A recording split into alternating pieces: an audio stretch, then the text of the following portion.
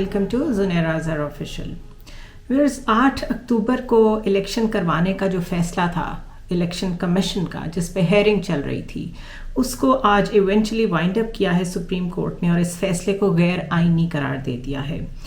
Supreme court का जो फैसला है उसके इम्पॉर्टेंट पॉइंट्स मैं आपके साथ शेयर कर लेती हूँ कि पहले मरहले में पंजाब में इलेक्शंस के लिए फ़ंड्स फराहम किए जाएँ। वफाकी हुकूमत 10 अप्रैल तक 21 अरब रुपए जारी करे। उम्मीदवारों की हतमी फहरिस्त 19 अप्रैल तक जारी की जाए। इंतखाबी निशानात 20 अप्रैल को अलॉट किए जाएँ और 14 मई को 14 मई को पंजाब असम्बली के इलेक्शंस करवाए जाएँ। निगरान हुकूमत IG, chief secretary Punjab security की फराहमी को यकीनी बनाए। इलेक्शन कमीशन 90 डेज से आगे नहीं जा सकता। इलेक्शन कमीशन के गैर कानूनी फैसले से ऑलरेडी 13 दिन ज़ाया हुए हैं। आइन और कानून इलेक्शन कमीशन को तारीख में तोसी की इजाज़त ही नहीं देता। सदर ममलिकत की दी गई तारीख का फैसला बहाल किया जाता है। 30 अप्रैल से 15 मई के दरमियान सूबाई इंतखाबात करवाए जाएँ। निगरान हुकूमत पंजाब और वफाकी हुकूमत को इलेक्शन कमीशन की मुआवनत करने की हदायत करते हुए उन्होंने कहा कि अगर इलेक्शन कमीशन की हेल्प नहीं की जाती, मुआवनत नहीं की जाती, तो इलेक्शन कमीशन हमें आगाह करे। इस पे जो रिस्पांस आया है वो वैसे तो बहुत प्रेडिक्टेबल था। कल भी हमने डिस्कस किया था कि गवर्नमेंट किस तरीके से कंप्लेसेंट है in providing all the possible scenarios जिसमें किसी तरह इलेक्शंस ना हो सकें। लेकिन आज जो रद्द अमल आया है उसमें निगरान वज़ीर आला मोहसिन नकवी जो हैं उन्होंने कहा है कि पंजाब में सुप्रीम कोर्ट के फैसले पर अमल दरामद होगा। वज़ीर कानून आज़म नज़ीर Tarar was the first one two appear on the screen और उन्होंने ये कहा कि फ़ैसले पर सिर्फ दुख का इजहार ही कर सकता हूँ। 4 जजेस के रद्द किए जाने के बावजूद 3 रुकनी बेंच के फैसले से आइनी और सियासी बहरान मज़ीद गहरा होगा। इसके अलावा आज़म नज़ीर तारड़ ने तो सिंपली ये भी कह दिया कि 3 रुकनी बेंच का फ़ैसला नाकाबिल कबूल है। 3 रुकनी बेंच के फैसले के हवाले से ख्वाजा साद रफ़ीक ने कहा कि उन्हें इससे आइनी और सियासी बहरान मज़ीद गहरा होता दिखाई दे रहा है। फैसल चौधरी जो कि PTI के वकील हैं उन्होंने कहा कि आज जस्टिस मुनीर के नज़रिया ज़रूरत के फैसले को दफन करके नई तारीख रकम की गई है। शाह महमूद कुरैशी ने भी कहा कि अदालत ने आइन के तकद्दुस को बहाल किया है। अपोजिशन लीडर राजा रियाज ने सुप्रीम कोर्ट के फैसले को स्याह फैसला करार दिया। इम्पॉर्टेंट है इसमें वो ट्वीट्स जो कल रात से शुरू हुई और जिसमें बिलावल भुट्टो की ट्वीट मैं आपके साथ अगर शेयर करूं तो दैट इज़ समथिंग जो आज 4 अप्रैल है और उनके नाना को जुल्फ़कार अली भुट्टो को आज के दिन जिस हवाले से याद किया जाता है 73 के आइन की ओनरशिप लेती है पीपल्स पार्टी, जमहूरियत की ओनरशिप लेती है पीपल्स पार्टी। 2 लीडर्स गंवाए पीपल्स पार्टी ने जुल्फ़कार अली भुट्टो की शक्ल में और बेनज़ीर भुट्टो की शक्ल में। उसके बाद भी बिलावल भुट्टो का कल रात का ट्वीट मेरे लिए बहुत हैरान कुन था। जी, उनका कहना था कि अगर मुझे डर है इस बात का, इंग्लिश में ट्वीट है, foreign minister of Pakistan Bilawal Bhutto fears martial law if Supreme Court bench asks election commission to hold elections। यानी उनको ये ख़तरा था कि अगर आज सुप्रीम कोर्ट इलेक्शन करवाने का कह देती है तो मुल्क में मार्शल लॉ लग जाएगा। सो भुट्टोज legacy standing on which side of the history, हमें इससे ज़्यादा मेरे ख्याल है सबूत की ज़रूरत नहीं है कि अब ये भुट्टो की लेगेसी नहीं है, ये अब जरदारी साहब की लेगेसी है और बिलावल भुट्टो एक करियर पॉलिटिशियन से ज़्यादा कुछ नहीं है और उनको मार्शल लॉ कबूल है लेकिन उनको इंतखाबात कबूल नहीं है। इसके अलावा जो प्रोमिनेंट ट्वीट्स सामने आई उसमें मरीम नवाज शरीफ की ट्वीट्स का एक तसलसल था। उन्होंने कहा कि आज का फैसला इस साजिश का आखिरी वार है जिसका आगाज़ आइन को रीराइट करके पंजाब हुकूमत प्लेट में रख के बेंच के लाडले इमरान को पेश की गई। ले लो बेटा, तोड़ दो ताकि हम जैसे सहूलतकारों की निगरानी और मौजूदगी में तुम्हें दोबारा सिलेक्ट किया जा सके।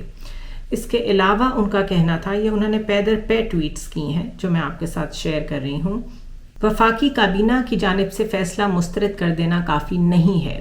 جب وفاقی کابینہ کی طرف سے ٹی وی پہ نیوز چل گئیں کہ انہوں نے اس فیصلے کو سپریم کورٹ کے اس فیصلے کو مسترد کر دیا ہے، اور میں نے کل بھی وی لاگ میں بات کی تھی کہ کیبنٹ اور وزیر اعظم اگر سبورژن آف کانسٹیٹیوشن کا سبب بن رہے ہیں اور اس میں شامل ہو رہے ہیں تو ان کو تو خود اس وقت ضرورت ہے کہ ان کے خلاف کوئی سو موٹو لے، چاہے سپریم کورٹ، چاہے کوئی سول سوسائٹی کے کوئی وکلاء مل کے جا کے اس چیز کو نوٹس کرائیں کورٹ میں کہ ایک وزیر اعظم اور اس کی کیبنٹ کیسے سپریم کورٹ کے فیصلوں کو رد کر سکتی ہے اور کیسے حصہ بن سکتی ہے ایک سوچی سمجھی اسکیم کا جس میں ہر اس فیصلے کی نفی کی جائے جو اس وقت سپریم کورٹ کر رہی ہے۔ مریم نواز شریف کا کہنا یہ تھا کہ وفاقی کابینہ کی جانب سے فیصلہ مسترد کر دینا کافی نہیں ہے، آئین اور قانون کی دھجیاں اڑا کر لاڈلے کو مسلط کرنے کی کوشش کرنے والوں کو کٹہرے میں کھڑا کرنا چاہیے۔ اس کے علاوہ انہوں نے کہا 2018 میں جو کام جنرل فیض، جسٹس کھوسا اور ثاقب نثار نے انجام دیا وہ ذمہ داری اب اس بینچ نے اٹھا لی ہے۔ اس خوفناک اور ڈھٹائی سے کی گئی سہولت کاری اور ون مین شو کے خلاف سپریم کورٹ کی اکثریت نے بغاوت کر دی ہے۔ وقت آ گیا ہے کہ پارلیمنٹ اس سہولت کاری کو اپنے آئینی اور قانونی ہاتھوں سے روکے۔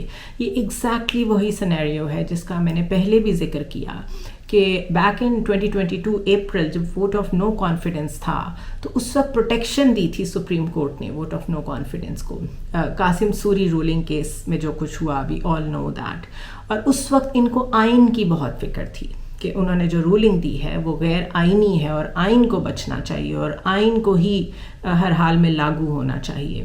آج یہ آئین کے خلاف ہیں اور انہیں پارلیمنٹ کی بالادستی چاہیے کیونکہ پارلیمنٹ میں یہ خود بیٹھے ہوئے ہیں اور اپنی مرضی کے قوانین بنا رہے ہیں، رولز بنا رہے ہیں۔ ایک سٹنگ سپریم کورٹ کے چیف جسٹس کو یہ لوگ چیلنج کر رہے ہیں، اس کے جواب میں ایک قاضی فائز عیسیٰ کی شکل میں ایک ڈی فیکٹو چیف جسٹس کھڑا کر کے جتنا کنٹروورشل عدلیہ کو کیا جا سکتا ہے جو ہمیشہ نون لیگ نے کیا ہے وہ یہ کر رہے ہیں۔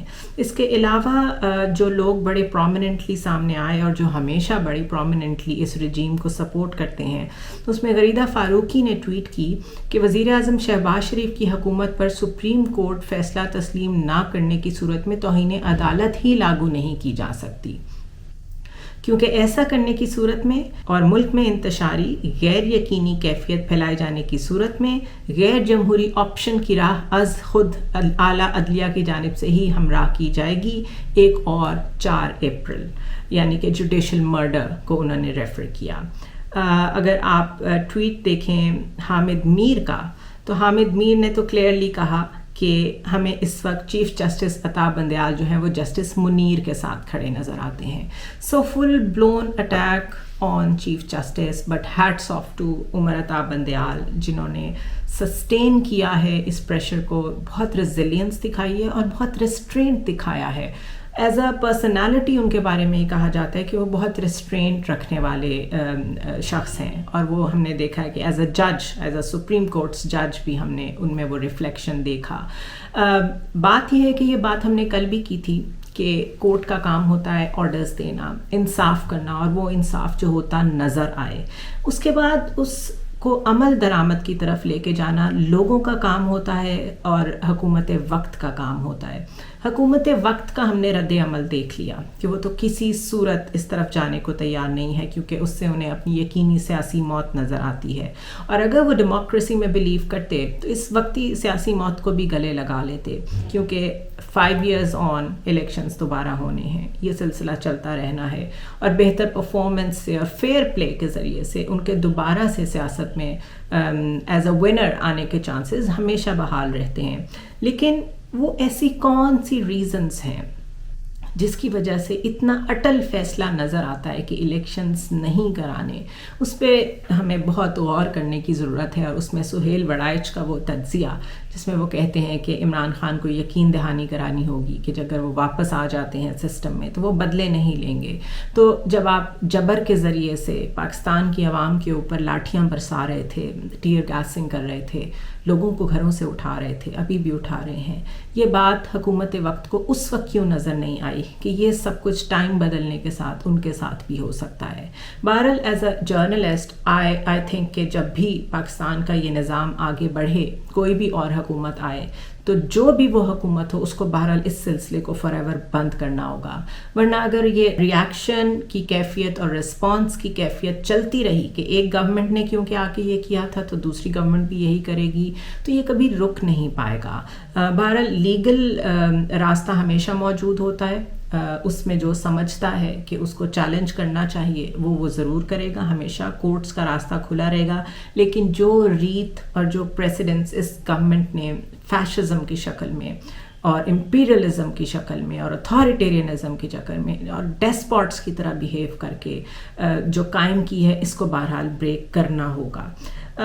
ہر طرح کا دباؤ ہم نے دیکھ لیا ہے, مارشل لاء کی دھمکیاں ہم نے خود بلاول بھٹو کی طرف سے دیکھ لی, ایمرجنسی کی دھمکیاں بھی ابھی تک جاری ہیں. ابھی بھی کچھ بعید نہیں ہے کہ ابھی بھی کوئی ایمرجنسی لگا دی جائے تاکہ الیکشنز نہ کرانے پڑیں, لیکن چیف جسٹس خوفزدہ نہیں ہوئے. لیکن یہ ابھی بھی کویسچنیبل ہے کہ کیا اس فیصلے پہ عمل درآمد ہو سکے گا یا نہیں ہو سکے گا. اس کے علاوہ چیف جسٹس نے جسٹس فائز عیسیٰ کو انہی کی زبان میں اگر کہا جائے کہ جواب دیا ہے تو غلط نہیں ہوگا. انہوں نے لارجر بینچ تشکیل دے دیا ہے جو کہ جسٹس فائز عیسیٰ کے فیصلے پہ نظر ثانی کرے گا. 6 رکنی بینچ میں جسٹس منیب اختر, جسٹس مظاہر نقوی, جسٹس محمد علی مظہر, جسٹس عائشہ ملک اور جسٹس حسن اظہر رضوی شامل تھے. اور آج 6 رکنی بینچ نے کیس کی سماعت 5 منٹ سے بھی تقریباً کچھ کم ٹائم میں کی, لیکن بہرحال اس کی ابتدا کر دی.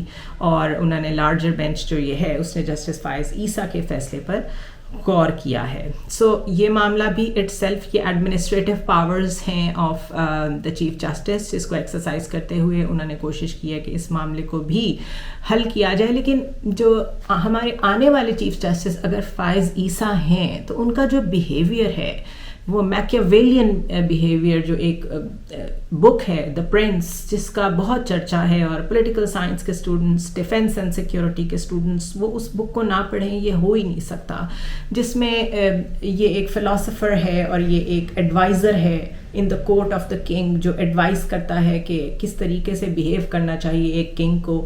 بہت سختی بھی کرنی چاہیے اور بہت نرمی بھی دکھانی چاہیے, اور اس کے اوپر اکثر ڈیبیٹ ہوتی رہتی ہے کہ آپ میکیاویلین اسکول آف تھاٹ سے بلانگ کرتے ہیں کہ آپ پیور ڈیموکریسی میں بلانگ کرتے ہیں, جبکہ حقیقت یہ ہوتی ہے کہ پاکستان جیسے ملک میں میکیاویلین تھاٹ جو ہے وہ ڈیموکریسی کے کور میں موجود رہتی ہے, اور اصل ڈیموکریسی تو ہم نے ابھی تک دیکھی ہی نہیں ہے. تو اگر اس کو دیکھا جائے تو جسٹس فائز عیسیٰ جس طرح ابھی سے بیہیو کر رہے ہیں اس سے ان کی پرسنالٹی میں ایک بڑی اس طرح کی ٹریٹ سامنے آتی ہے جس میں وہ بہت زیادہ پاور ایکسرسائز کرنے کے عادی ہیں. وہ اس طرح کا ریسٹرینٹ اپنے اندر نہیں رکھتے جس طرح کا ریسٹرینٹ عمر عطا بندیال نے دکھایا ہے. اور اعتزاز احسن نے بھی کل یہ بات کی ہے کہ اگر آج اس طریقے سے پر کاٹے جا رہے ہیں عدلیہ کے, تو جب قاضی فائز عیسیٰ خود چیف جسٹس بنے تو جس طریقے کی وہ پرسنالٹی ہیں, کیا وہ یہ کر سکیں گے کہ وہ اتنے کٹے ہوئے پروں کے ساتھ بیٹھ کے ایک بالکل ڈیموگوگ قسم کا چیف جسٹس کا رول پلے کر سکیں, جبکہ ہیں وہ اتنے ایکٹیوزم اور ایڈونچرزم میں بلیو کرتے ہیں. جس طریقے سے وہ خود وکیل بن کے سامنے آئے جب سرینا عیسیٰ ان کی وائف کی اور ان کی جائیدادوں کا معاملہ تھا, جس طریقے سے وہ فوراً ایک بڑے ہیسٹی وے میں ہر چیز پر ریئیکٹ کرتے ہیں, جس طریقے سے گورنمنٹ نے ان کا ریفرنس واپس لیا اور اس کے فوراً بعد ان کی جو اوبیڈینس ہے ٹورڈز دا گورنمنٹ وہ دیکھنے کے قابل ہے. تو یہ عدلیہ کس ڈائریکشن میں جا رہی ہے یہ ایک علیحدہ کویسچن مارک ہے. دس از وائی آئی سے کہ آج پاکستان میں اگر الیکشنز ہو بھی جائیں, آگے کا سیناریو بہت ڈیفیکلٹ ہے. جو جوڈیشل پریسیڈنسز سیٹ ہو رہی ہیں, جو اکانومی کے حالات ہیں اور جو پولیٹیکل ٹرموائل ہے, یہ تینوں چیلنجز آنے والی حکومت کے لیے اتنے بڑے ہوں گے کہ ان میں سے کسی ایک کو کنٹرول بھی اگر وہ کر لے تو وہ بہت بڑی بات ہوگی. Striking a balance in the political scenario, Imran Khan کہتے ہیں کہ اگر وہ آئیں گے تو وہ ٹروتھ اینڈ ریکنسیلیشن میں بلیو کرتے ہیں, تو اگر مان لیا جائے کہ اس میں کامیاب ہو جائیں گے تو جو اکنامک چیلنج ہے وہ بہت بڑا ہے, اس پہ کوئی بات نہیں کر رہا لیکن وہ ماؤنٹ ہوتا چلا جا رہا ہے. اور اسی طرح جو جوڈیشری کے ساتھ سلوک ہو رہا ہے وہ شاید ایک عام آدمی نہیں جانتا, کیونکہ نیٹی گریٹی میں ہم نہیں جاتے اتنا, لیکن یہ ایک کویسچن رہے گا کہ ہماری عدلیہ بھی کیا سبسروینٹ ہو جائے گی ٹو سرٹن پولیٹیکل پارٹیز اور پریشر لے لے گی. عمر عطا بندیال تو ابھی تک سٹینڈ لے رہے ہیں, لیکن آنے والی عدلیہ کیسا رول پلے کرے گی.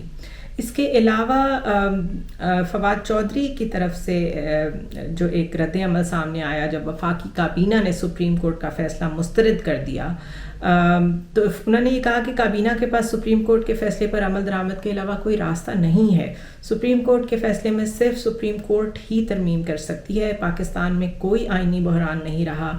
اس فیصلے پر عمل درآمد کرائیں. عوام اور سپریم کورٹ تنازع سے بچیں. اداروں پر اتنا بوجھ ڈالیں جتنا وہ برداشت کر سکے.